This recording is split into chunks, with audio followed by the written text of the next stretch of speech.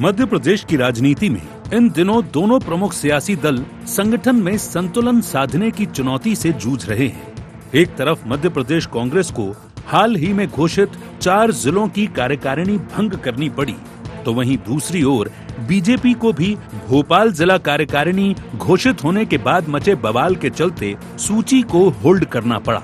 दरअसल अखिल भारतीय कांग्रेस कमेटी ने स्पष्ट गाइडलाइन जारी की है कि छोटे जिलों में 31 और बड़े जिलों में 51 से अधिक सदस्य नहीं होने चाहिए।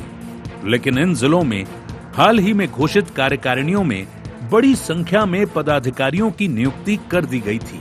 खासतौर पर छिंदवाड़ा में 250 से ज्यादा पद घोषित होने के बाद उठे सवालों के बीच ये फैसला लिया गया, जिसे पूर्व मुख्यमंत्री कमलनाथ के गढ़ में बड़ा राजनीतिक संकेत माना जा रहा है। अखिल भारतीय कांग्रेस कमेटी की सख्ती, एमपी के 4 जिलों की कार्यकारिणी भंग की, छिंदवाड़ा, सागर, मऊगंज और झाबुआ प्रभावित, घोषित पदाधिकारियों से जिम्मेदारियां वापस, छिंदवाड़ा में 250 से अधिक पद घोषित होने पर उठा विवाद, एआईसीसी की नई गाइडलाइन का नहीं हुआ पालन, छोटे जिलों में बनेंगे अधिकतम 31 सदस्य, बड़े जिलों में अधिकतम 51 सदस्यों का नियम, संख्या नहीं संतुलन और अनुशासन पर जोर, नई गाइडलाइन के तहत होगा पुनर्गठन। संगठन सृजन चल रहा है और अखिल भारतीय कांग्रेस कमेटी ने ये निर्णय लिया था कि सभी बड़े जिले हैं वहां पर 51 सदस्यों की कमेटी बनना है और जो छोटे जिले हैं वहां पर 31 लोगों की कमेटी बनना है। तो जो जिला अध्यक्ष थे उन्होंने बड़ी लंबी कार्यकारिणी बना के भेजी थी, तो अब जो निर्देश प्राप्त हुए अखिल भारतीय कांग्रेस कमेटी से उसके अनुरूप हमारे जिला अध्यक्ष वो कार्यकारिणी बनाएंगे। उधर बीजेपी में भी जिला कार्यकारिणी को लेकर बवाल थमता नजर नहीं आ रहा। राजधानी भोपाल में घोषित जिला कार्यकारिणी की सूची पर भारी विरोध के बाद उसे होल्ड करना पड़ा। मंत्री और वरिष्ठ विधायकों के क्षेत्रों की अनदेखी, रिश्तेदारों को पद देने और विवादित चेहरों को शामिल करने के आरोप लगे। भोपाल भाजपा अध्यक्ष रविंद्र यति द्वारा जारी सूची कुछ ही घंटों में विवादों में घिर गई और बाद में उसे अस्थायी रूप से रोक दिया गया। अब वे इसे महाशिवरात्रि पर जारी करने की बात कह रहे हैं। कोई मसला नहीं है, शिवरात्रि के अवसर पर उसको जारी करेंगे।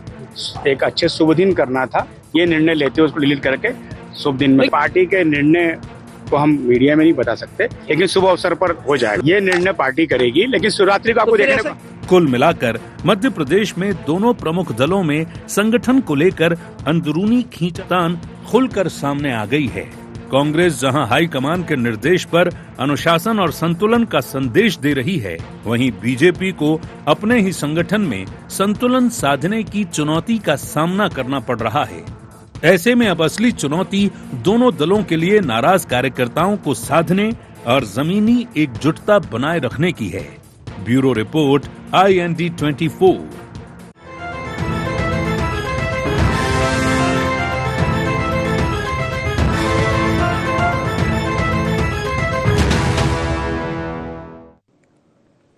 नमस्कार, IND agenda hold and cancel में आपका स्वागत है। मैं हूं आपके साथ नवीन पुरोहित। चर्चा को विस्तार देंगे, उसके पहले IND एजेंडा के मुख्य बिंदुओं की तरफ एक निगाह डालते हैं।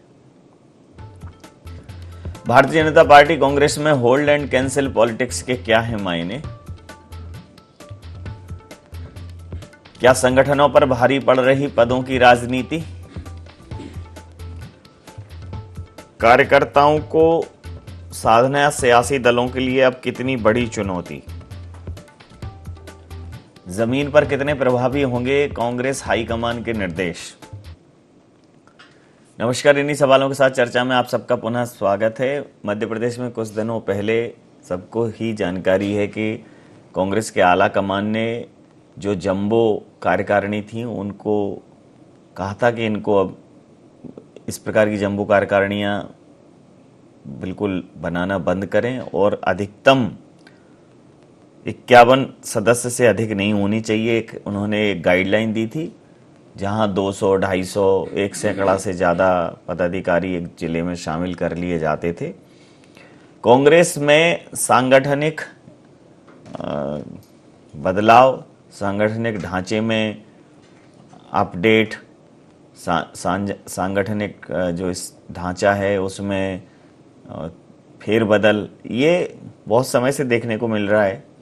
और कांग्रेस ये दावा भी नहीं करती, कांग्रेस ये भी नहीं कहती कि हम सांगठनिक रूप से बहुत मजबूत हैं, लेकिन वो भारतीय जनता पार्टी जो अनुशासन से लेकर तमाम सांगठनिक दक्षताओं के लिए जानी जाती है, अब उनके लिए भी कार्यकारिणियां सरदर्द बनने लगी हैं।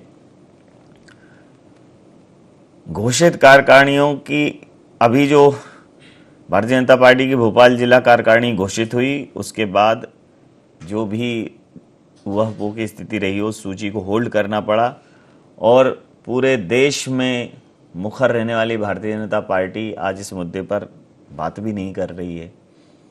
ठीक है, अगर भारतीय जनता पार्टी बात नहीं करेगी तो ऐसा नहीं है कि ये देश मौन धारण कर लेगा, ये देश बोलेगा। कोई राजनीतिक दल नहीं बात करेगा तब भी ये देश बोलेगा, कोई सरकार बात नहीं करेगी ये देश तब भी बोलेगा। ये देश तब भी बोला जब इस देश पर अंग्रेजों का शासन था, ये देश तब भी बोला जब इस देश ने मुगलों की दास्ता झेली, इस देश ने हजारों आक्रांताओं को झेला, देश बोलता रहा।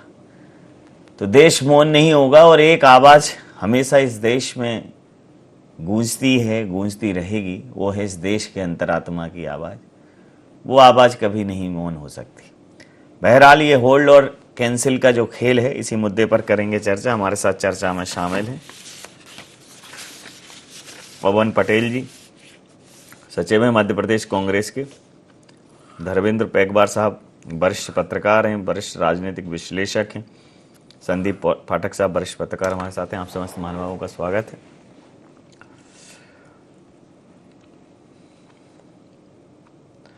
तो शुरुआत आपसे ही करता हूं पवन जी कि छोटे जिलों में 31 और बड़े जिलों में 51 से अधिक सदस्य नहीं होनी चाहिए, एक स्ट्रिक्ट गाइडलाइन आ गई, अच्छी बात है। कम से कम सिफारसी लोगों को मौका कम मिलेगा। उसका जब ये तो संख्या है, लेकिन किस आधार पर बनाएंगे वो भी एक होगी। तो इसको लेकर आप क्या कहेंगे? देखिए, एक सुधारात्मक कदम है जो जम्बो कार्यकारिणी बन गई थी।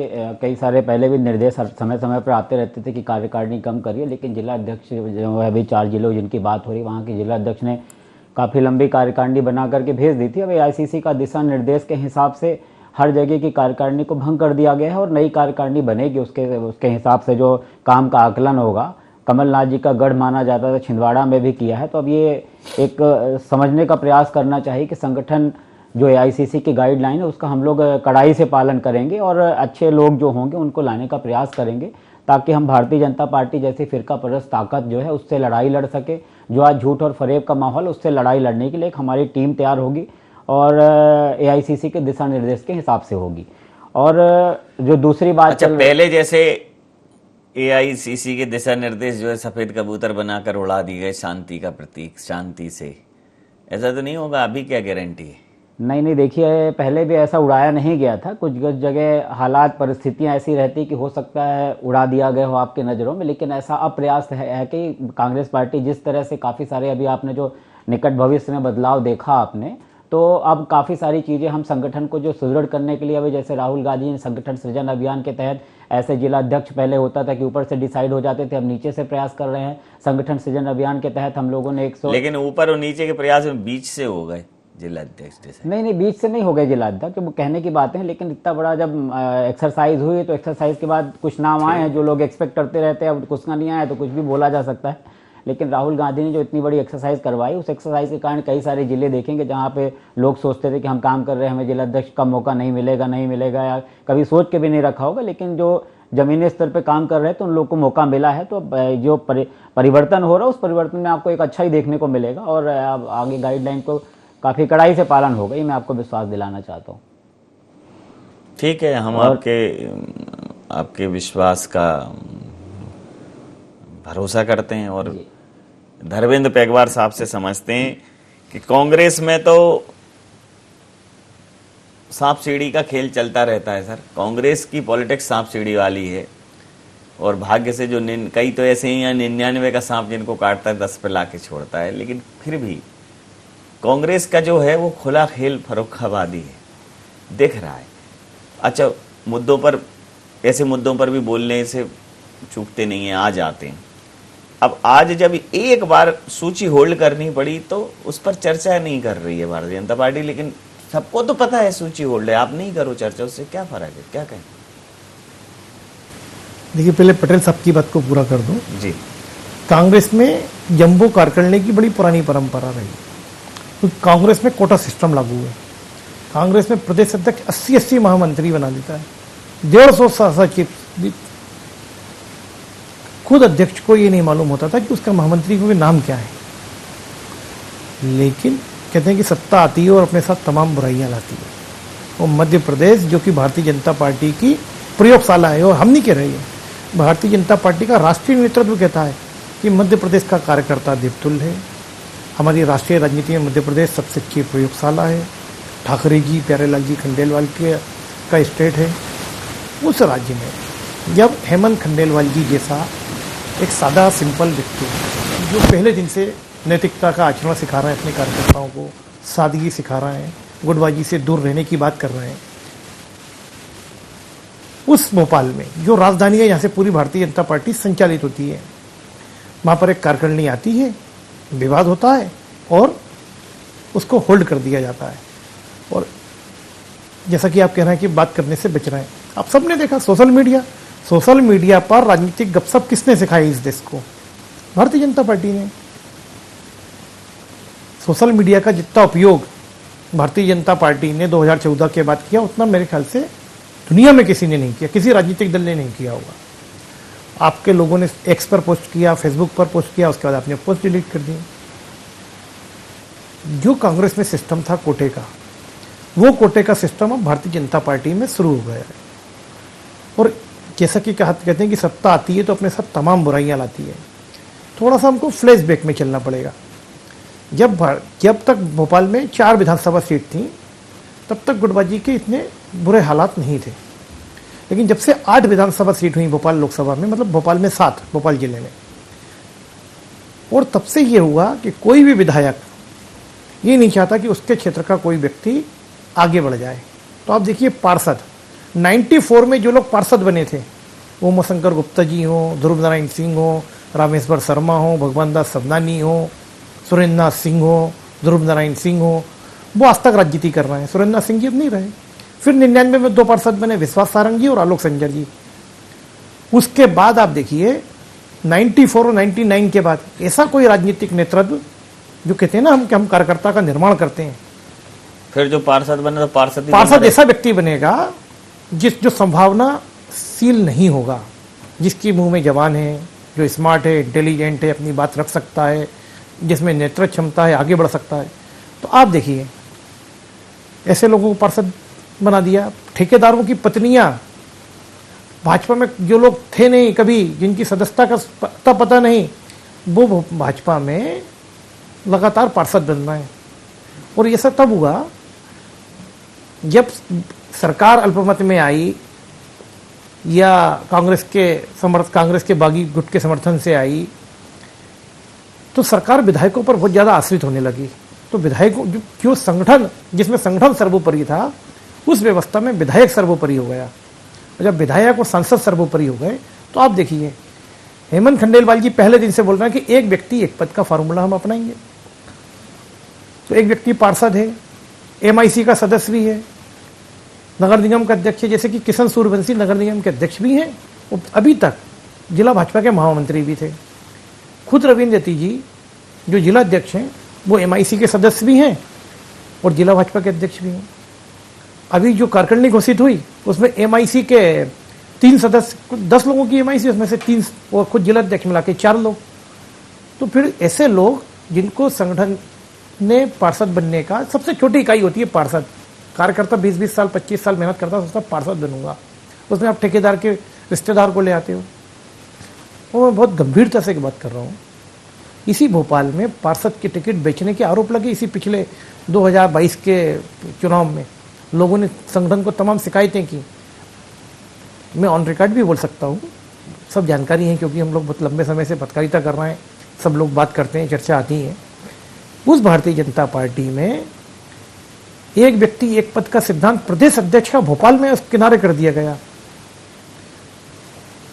इसकी चिंता भारतीय जनता पार्टी नेतृत्व को करना चाहिए, होल्ड नहीं करना था, उस कार्यकारिणी को भंग करना चाहिए। और मुझे लगता है जी कि इसको वो भंग हुई है और मुझे लगता है कि बहुत नए सिरे से उस पर काम होगा। और जैसा कि हेमंत खंडेलवाल जी लगातार बोल रहे हैं, तो वो जो बोल रहे हैं वो अगली सूची में दिखाई देगा, इसकी हम उम्मीद कर सकते हैं। जी, प्रतिक्रिया लेता हूं मैं। पाठक साहब, जैसा कि धर्मेंद्र पेगबार जी ने एक विश्लेषण किया, सत्ता आती है तो बुराइयां लाती है, और जैसे जैसे आप शिखर की ओर बढ़ते हैं और शिखर की ओर जो आपके मूल सिद्धांत थे उनके साथ कमिटमेंट करते हुए बढ़ते हैं, खासकर 2019 में जब कांग्रेस की सरकार आई और 21 में जो फिर सरकार बनी, और जो इसके पहले कभी नहीं हुआ था कि एक चलती हुई सरकार गिरे और 30 लोग छोड़कर उस समय आए, फिर पार्टी का बहुत महत्व नहीं रह गया। ये रह गया कि हमें पार्टी से ज्यादा प्रायोरिटी हो गई है। जहां प्रायोरिटी, हालांकि कांग्रेस ने भी वही किया, कांग्रेस ने भी उस उपचुनाव में भारतीय जनता पार्टी ने जिनको टिकट नहीं दिया वहां से रुष्ट लोगों को मौका दिया, लेकिन पार्टी से ज्यादा प्रायोरिटी हावी हो गई कि जहां जगह मिलेगी वहां हम बैठ जाएंगे। बिल्कुल वैसा ही हुआ है, प्रायोरिटी आगे हो गई है और पार्टी पीछे हो गई है। तोड़फोड़ की राजनीति कांग्रेस से ही भाजपा ने सीखी है। अगर ये कहें कि पहले अगर छिंदवाड़ा के तारतम्य में बात करें कि जो जम्बो कार्यकारिणी वहाँ की बनी, तो वहाँ पे एक शिगुफा चला करता था कि वहाँ भाजपा ही होने की आवश्यक शर्त ये है कि वो 50% कांग्रेसी हो, क्योंकि कारण ये है कि बहुत संगठन उस समय हर स्तर पे कमज़ोर था। वो सत्ता उस समय पीक पे थी कांग्रेस की, उस दौर की बात मैं कह रहा था। अब रही बात यहाँ की हेमंत खंडेलवाल जी का जो लो पिच पे काम करने का तरीका है और सबको जोड़ना, सबको भी जैसे सागर में उन्होंने संतुलन बनाने की कोशिश की, वो अपने स्तर पे तो काफ़ी प्रयासरत हैं और खुद अपने आप को प्रूव करने की भी कोशिश करते हैं, लेकिन भोपाल का थोड़ा सा मामला अलग हो जाता है। जैसा कि अभी धर्मेंद्र भाई ने कहा कि हर स्तर पे यहाँ गुट भी हैं, विधायकों की जो आपने तोड़फोड़ से जो उन्होंने कहा कि विधायकों की हो गई, संगठन पे भारी हो गया। दूसरी बात है कि नेतृत्व ये नहीं चाहता कि जो इन्होंने कहा कि पार्षद जो मजबूत बन गया, मतलब वो आने वाला विधायक तय है। जैसे कहा जाता था कि उत्तर प्रदेश का चीफ मिनिस्टर देश का प्रधानमंत्री होगा, उसी तरीके से यहाँ के पार्षद में वो बैठता है कि वो धीरे धीरे विधायक की, और अभी भी जितने विधायक हैं वो सब कभी ना कभी पार्षद अलग अलग समय में रहे हैं। तो इस स्थिति को देखते हुए ये जो होल्ड किया है ये बिल्कुल मुझे तो लगता है भंग है ये, और होल्ड की बात तो आएगी नहीं इसमें। और होल्ड की बात तो तब होती जब मुहूर्त की जो बात वो यति जी ने जो भी अपने वॉइस दी है कि हम मुहूर्त देख के कर रहे हैं, तो मुहूर्त की तो बात इसमें कहीं आई नहीं है। मतलब सब शिकवे शिकायत के कारण ये रद्द ही होगी, और इसके बाद इस पर जहाँ तक बात आएगी कि नए सिरे से और सभी को संतुलन बनाने की, क्योंकि भोपाल में बड़ी जल्दी रिएक्शन आता है। सबसे बड़ी दिक्कत ये है कि भोपाल में जरा सी बात होती है वो एक मैसेज आ जाता है उसका, तो इनको बहुत जिम्मेदारी के तौर पे ये समझना पड़ रहा है। और संभालने वाले लोग अब उस तरीके के, जैसे हेमंत जी का कार्यशैली है, अब उन्होंने वहाँ मंत्रियों की भी एक ड्यूटी लगा रखी, वहाँ आते हैं, सबका कार्यकाल के तौर तरीके काम करने के अलग अलग होते हैं, पर वो इन चीज़ों को नापसंद भी करते हैं कि ये सब बातें विवाद खासतौर पर राजधानी में आए। तो उन्होंने थोड़ा सा अपने तरीके का एक स्टैंड लिया, ऐसा मुझे लगता है, और ये फिर से पुनर्विचार होगा इस पर। जी, ये वाला राउंड थोड़ा शॉर्ट करेंगे। पवन जी, अभी जो जैसे आप लोग जो पैटर्न फॉलो करते हो, कई बार क्या होता है आप जिन चीज़ों पर भारतीय जनता पार्टी पर उंगली उठाते हो, कोशिश आप वही करते हो। जैसे 2021 में आपने कहा कि ये जो विश्वासघाती गए हैं उनको लिया है।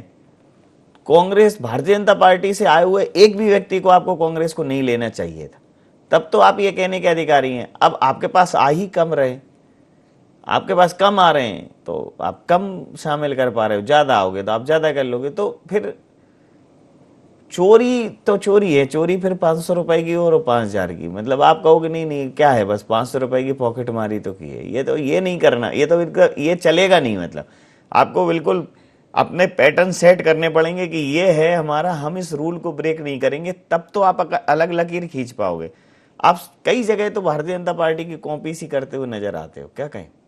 नहीं, देखिए, अब कॉपी कहना उसको कह लीजिए या कुछ भी कह लीजिए, लेकिन भारतीय जनता पार्टी जिस तरह सत्ता का दुरुपयोग करती है, दबाव डाल के लोगों को शामिल कराती है, वो पैरामीटर्स कांग्रेस पार्टी ने कभी फॉलो अप नहीं किया है। कि कांग्रेस पार्टी ईडी सीआईडी को भेज दे कांग्रेस पार्टी में। अचानक जिस दिन नाम वापस लेने का आखिरी दिन, उस दिन मोदी सपने में आ जाए। इंदौर वाली घटना देखा आपने कि सब पूरे देश का हित का काम तो भाजपा कर रही, तो चले आए अचानक। तो भारतीय जनता पार्टी सत्ता में बने रहने के लिए इस तरह काम करती है। कांग्रेस पार्टी इक्का दुक्का उदाहरण, ऐसा नहीं कह रहा हूं कि एकदम कभी हुआ ही नहीं है, लेकिन वो दोनों की परिस्थितियां, दोनों का जो देखा होगा आपने, वो अलग रहा होगा, ये अलग रहा होगा। इस तरह के दबाव की राजनीति कांग्रेस पार्टी ने नहीं की। भारतीय जनता पार्टी ने हमेशा मैं मेरी पार्टी मेरा कार्यकर्ता के फलसफे पर चलती है। अब जब इस तरह की प्रश्न सूची पे चिन्ह लग जाता है तो भारतीय जनता पार्टी का कोई नहीं बोलता। वहां बोलते जब इनका गढ़ा हुआ कार्यकर्ता, इनका मढ़ा हुआ कार्यकर्ता, तो कैसे दूसरे पार्टी के लोगों को लेते हैं, कैसे इस तरह सूचियां होल्ड करनी पड़ती है। हमें तो सोशल मीडिया पर पता चला, कई लोग चर्चा कर रहे हैं कि रामेश्वर शर्मा जी ने फोन कर करके 40-50 फोन 60 फोन किए कि सूची रोकना पड़ेगा। तो भारतीय जनता पार्टी इस तरह का दम्भ भरती, कांग्रेस पार्टी ने कभी इस तरह का दम्भ नहीं भरा है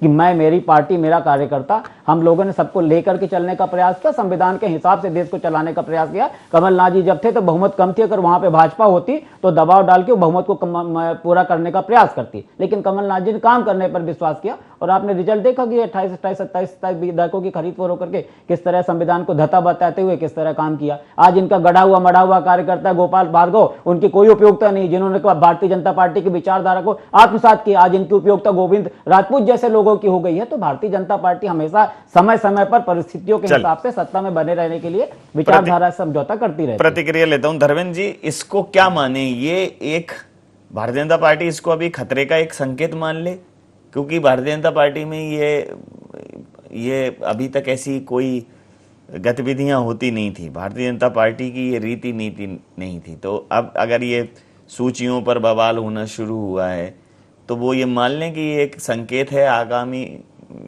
जब चुनाव आएंगे उस खतरे का, कि अभी से उन्हें चीज़ों को सिस्टमेटिक करना पड़ेगा। अन्यथा अगर सत्ता की होड़ वाली दौड़ शुरू हुई तो फिर जो पार्टी के रीति नीति और सिद्धांत हैं, वो पंचनिष्ठाएं, वो कहीं ना कहीं भीड़ के पैरों तले कुचल जाएंगी। क्या कहें? निश्चित तौर पर ठीक 2 साल बाद अब विधानसभा के चुनाव है।